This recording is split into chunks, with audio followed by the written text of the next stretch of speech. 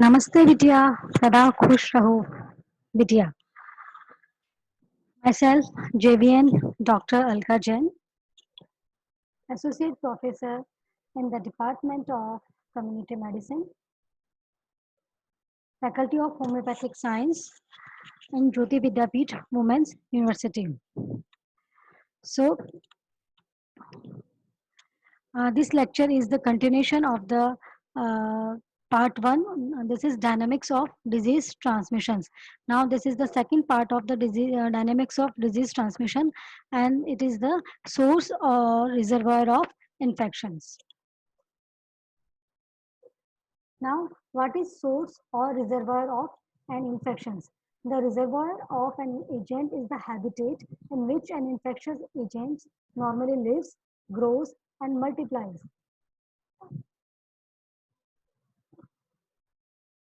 Reservoir of an agent it is the habitat यानी कि infectious agents जहाँ पे भी रह रहा है ग्रो कर रहा है और मल्टीप्लाई कर रहा है आइदर इन ह्यूमन बींग्स और इन एनिमल्स और इन एनिमेट सब्जेक्ट कहीं पे भी यदि वो हैबिटेट होने के बाद में मल्टीप्लाई कर रहा है और ग्रो कर रहा है तो ऐसे एजेंट्स को रिजर्वायर कहा जाता है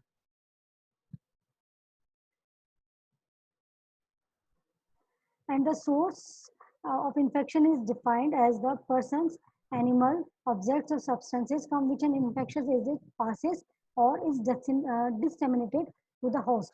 And while a reservoir is defined as any person, animal, arthropod, plant, soil or substance in which an infectious agent lives and multiplies on which it depends primarily for survival and where it reproduces itself in such manner that it can be transmitted to a susceptible host. So the reservoir is the natural habitat in which the organisms metabolizes and duplicates.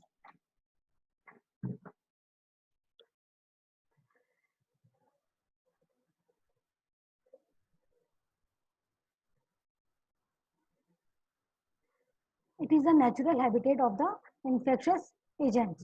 But there is a difference between the reservoir and the source of infections because they are not always synonymous.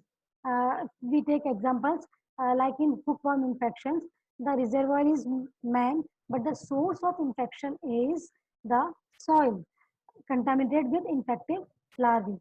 Other examples is fitness, where the reservoir is and sources are the same, that is soil.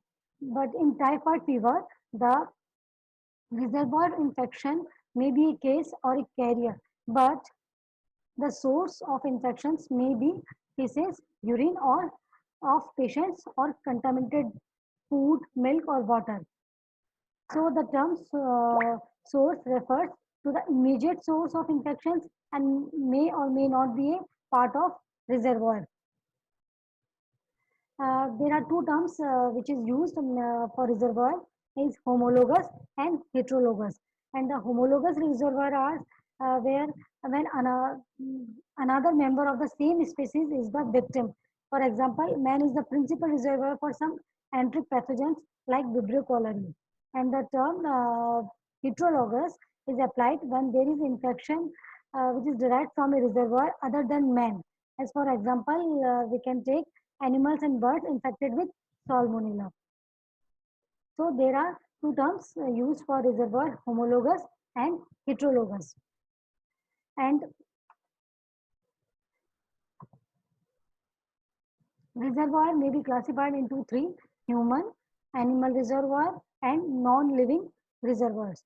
Now, first of all, human reservoir. By far, the most important source of reservoir infection for humans is the man himself. He may be a case or a carrier. Man is often described as his own enemy because most of the communicable disease of which man is higher to are contracted from human sources. Just take examples of corona और कोविड-19 because अभी सबसे latest में और जो सबसे भयानक और महामारी जो फैल रही है अभी कोविड-19 ही है तो इससे अच्छा एग्जाम्पल और कोई नहीं हो सकता कि किसी भी कम्युनिकेबल डिजीज को समझने के लिए और उसकी एपिडेमोलॉजी को समझने के लिए। उसके एक एक पॉइंट को आप समझ सकते हैं कि उसकी सेकेंडरी अटैक रेट कितनी है, केस फैटिलिटी रेट कितनी है, ट्रांसमिशन कैसे हो रहा है, कितने परसेंट ट्रांसमिशन हो रहा है, किस तरीके से हो रहा है, कितने लोगों में हो रहा है, किन किन परसेंट्स में हो रहा है, रिस्क फैक्टर्स क्या है। ये सारे जितने भी जो टर्म्स एंड टर्मिनोलॉजी है जो एपिडेमोलॉजी में यूज होती है, वो उनका एक बहुत ही शानदार लाइव एग्जांपल है कोविड-19। So, in the cases are human reservoir may be divided into cases and carriers. A case is defined as a person in the population or study group identified as having the particular disease, health disorder, or conditions under investigations. A variety of criteria may be used to define cases, and these are the clinical, subclinical, or latent infections.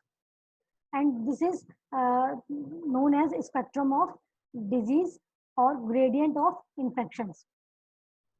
And cases are may be classified as primary case, index case, and secondary cases.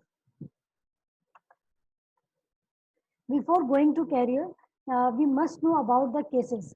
Uh, in this slide, I used three types of, I have written here three types of cases are clinical cases, subclinical cases, and latent infection cases. And you must know the difference between these three terms. Now, what is clinical cases?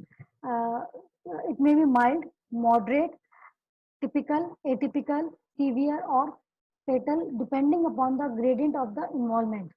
And epidemiology के importance के हिसाब से देखा जाए कि कौन से important होते हैं, तो जो माइल्ड केसेस होते हैं they are more important than the severe cases. ऐसा इसलिए क्योंकि जितना ज़्यादा सीवियरिटी होगी किसी केस की, यानी कि जितना सीवियर यदि कोई पर्सन होगा किसी पर्टिकुलर डिजीज से, तो वो उतना ही ज़्यादा उसकी जो एम्बुलेंस ही है वो कम हो जाएगी कि वो एक जगह से दूसरी जगह नहीं जा सकता। बट जो माइल्ड केसेस होते हैं वो एपिडेमियोलॉजिकली ज़्यादा इंपॉर्टेंट होते हैं क्योंकि वो मोबाइल होते हैं। They can move from one place to another place and can spread the disease. The next term is subclinical cases. They are also known as inapparent, covert, missed, or abortive cases. They are equally important as source of infections. The disease agents may multiply in the host but doesn't manifest itself by signs and symptoms. And the disease agent is eliminated and contaminate the environment in the same way as clinical cases.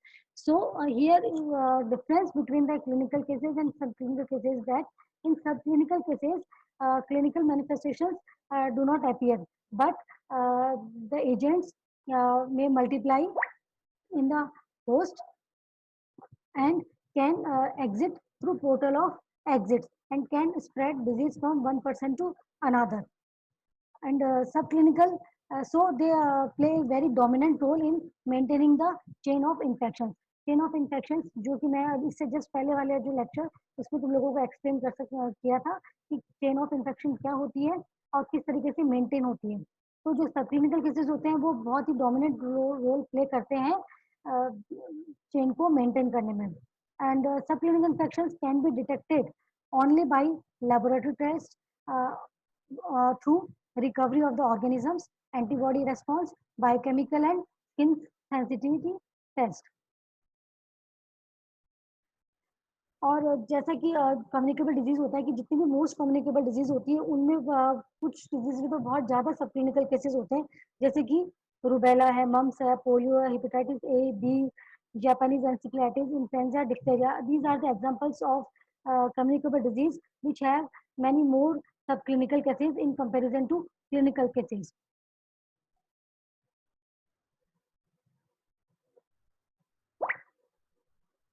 So they are the responsible for the immunity shown by the adult humans to a variety of disease producing microbes. अब सब clinical cases में क्या होता है कि disease agent present भी होता है होस्ट के अंदर, मल्टीप्लाई भी करता है, तो उसके अंदर क्या होता है कि उस पर्टिकुलर डिजीज के अगेंस्ट में एंटीबॉडीज डेवलप हो जाती है और इम्यूनिटी डेवलप हो जाती है।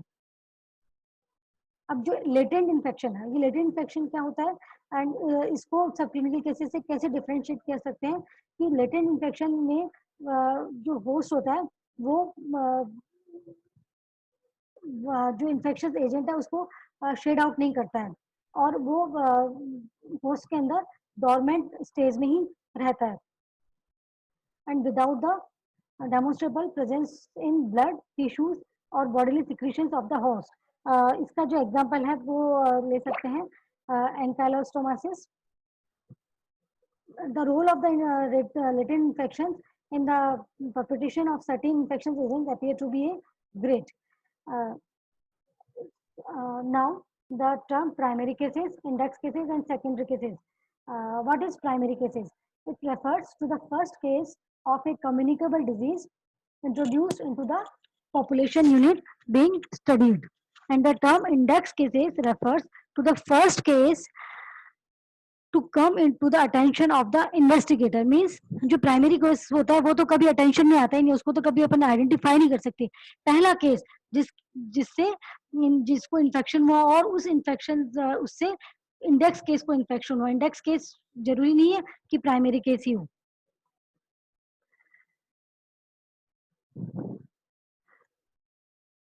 और जो सेकेंडरी केसेस होते हैं वो होते हैं those developing from contact with primary cases.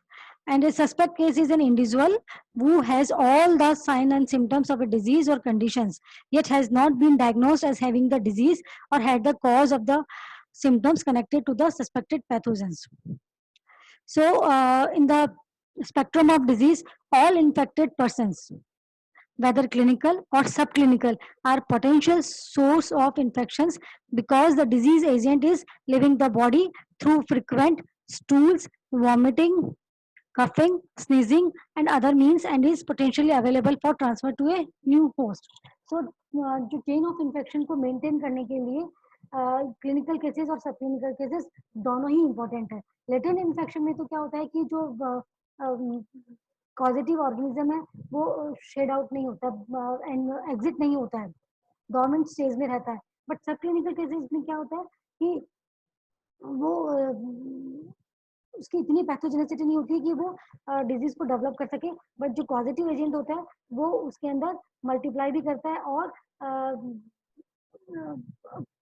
Through different root से वो एग्जिट भी कर जाता है और दूसरे लोगों को इन्फेक्ट करता है. Now, what is carrier? A person or animal without apparent disease who harbors a specific infectious agent and is capable of transmitting the agent to others. It occurs either due to inadequate treatment or immune response, or the disease agent is not completely eliminated, leading to a carrier state.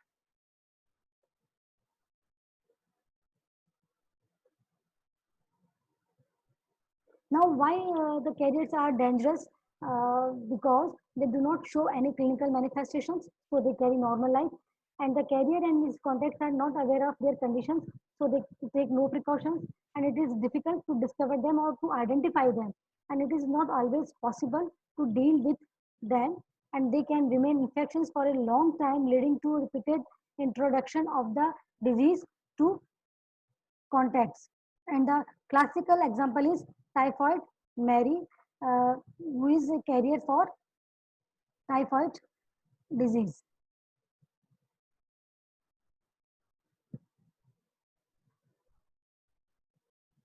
The elements in carrier states are the presence in the body of the disease agents, the absence of the recognizable symptoms and signs of the disease, and the shading of the disease agent in the discharge or excretions, thus acting as a source of infections for the other person.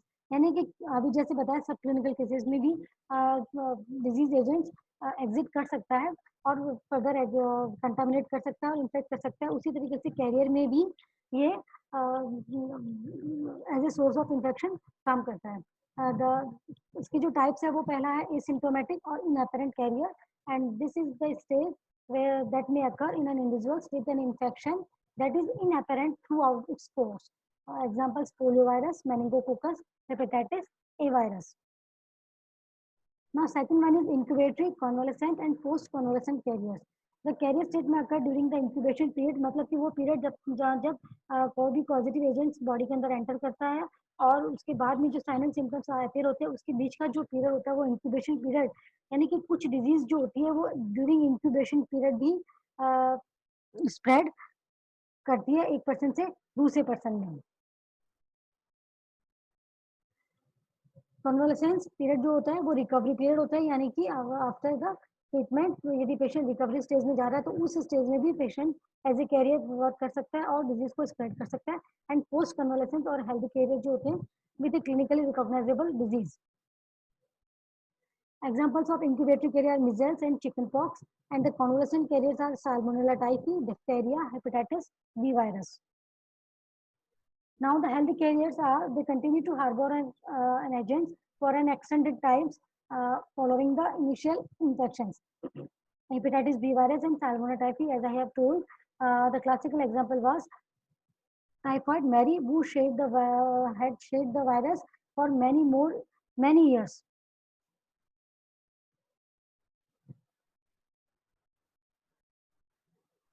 So here is a flow chart of human reservoir, and this may be classified in cases and carriers, and the cases may be primary case, index case, secondary cases, and according to spectrum of disease, there may be clinical cases, subclinical cases, and latent infection.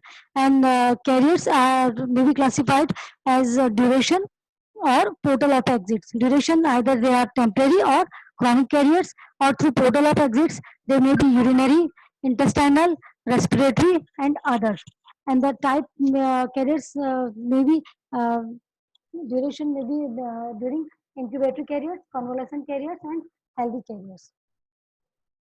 Now, human reservoir के बाद में animal reservoir. Zoonosis and infections that is transmissible under natural conditions from vertebrate animals to man. Example are rabies, plague, bovine tuberculosis, and they are over 100 unit of disease that can be conveyed from animal to man. Disease वैसी disease जो animal से human being हो रही है वो zoonotic disease होती है, और जो सबसे क्लासिकल एग्जांपल है वो रेबीज का.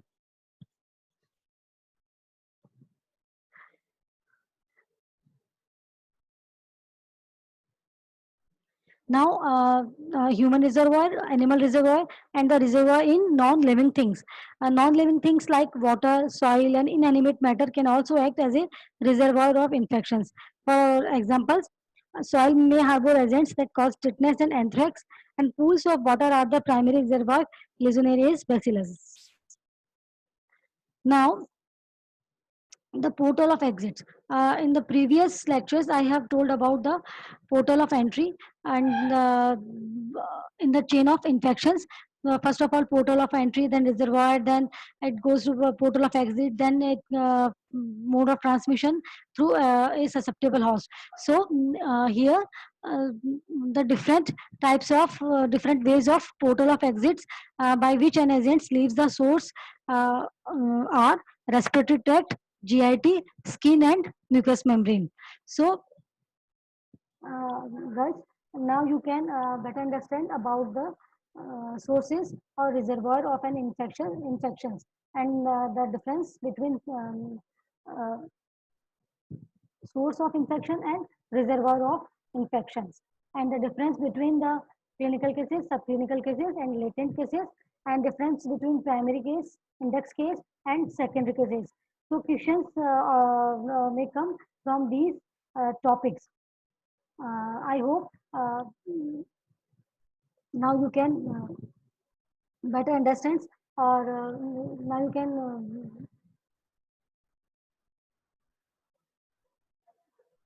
able to write in your exams about these topics. Thank you. This session is powered by Digital Version 2.0 Jyoti Vidyapeeth Women's University. And if there is any query, please mention in the comment box. Thank you.